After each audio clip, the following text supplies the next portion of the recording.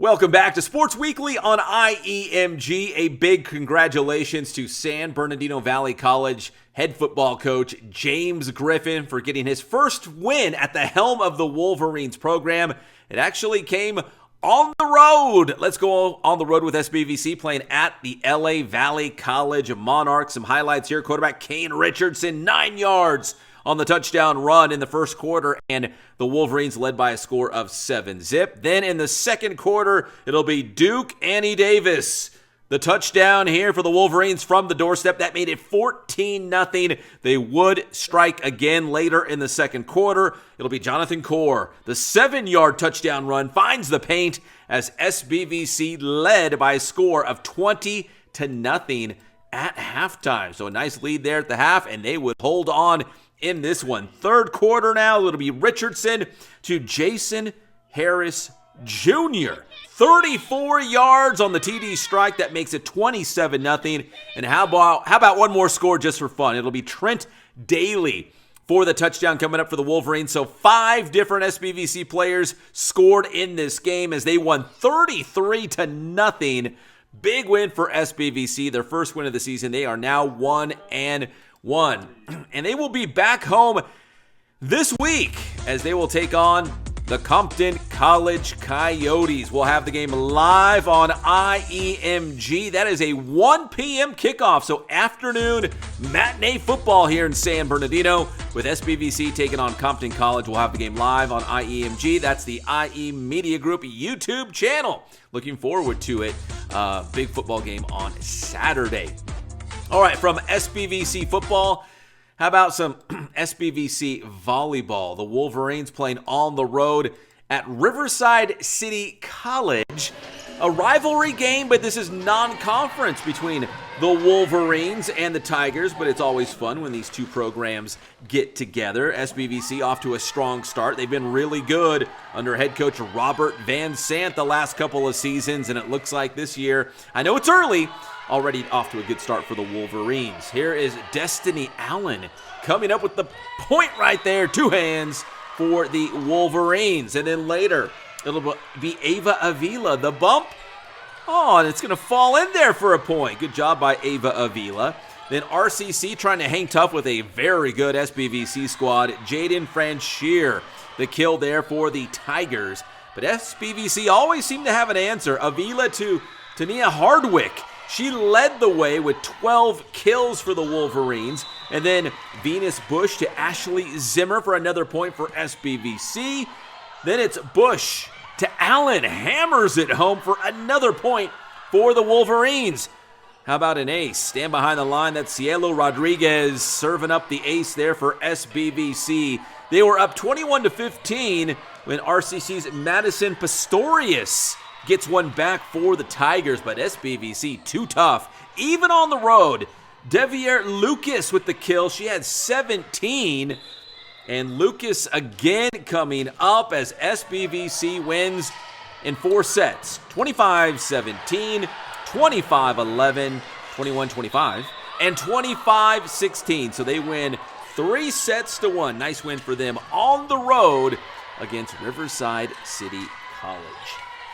All right, we're going to go from college volleyball now to high school volleyball, and Indian Springs at home against Arrowhead Christian. And by design, Coyotes head coach Leo Chrisman really stacked his non-league schedule for this young Coyotes team to get them ready for an eventual, Mountain Valley League championship run like they did last year, and also get to the CIF playoffs and maybe make a deep run there in the playoffs as well.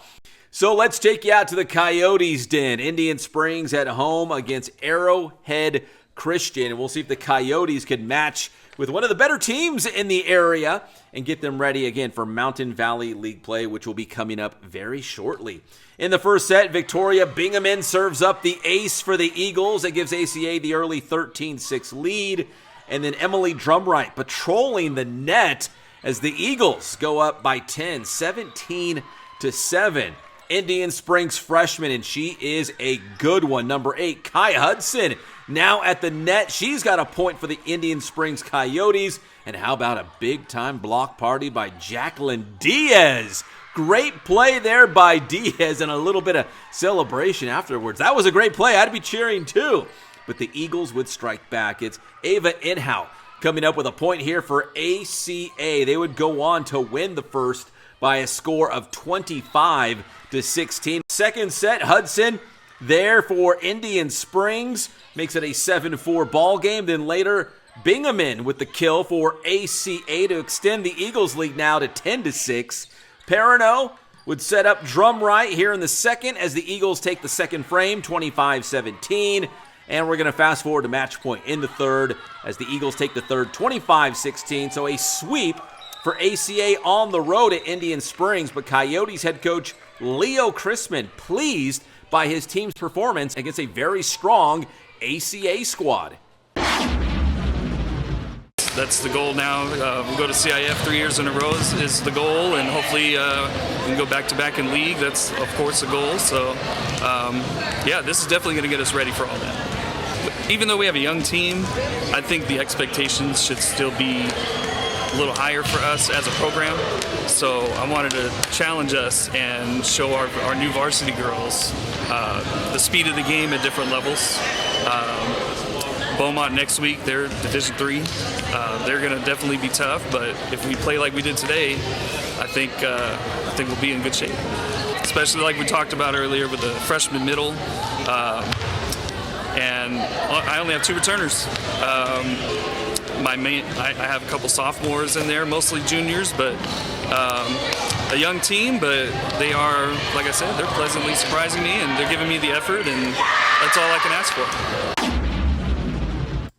All right, thank you, Coach. Now moving along to some more high school volleyball. Big one this week between San Gorgonio and Rialto, 2 of the top teams in the area, as the league title race will heat up probably between the Knights and the Spartans.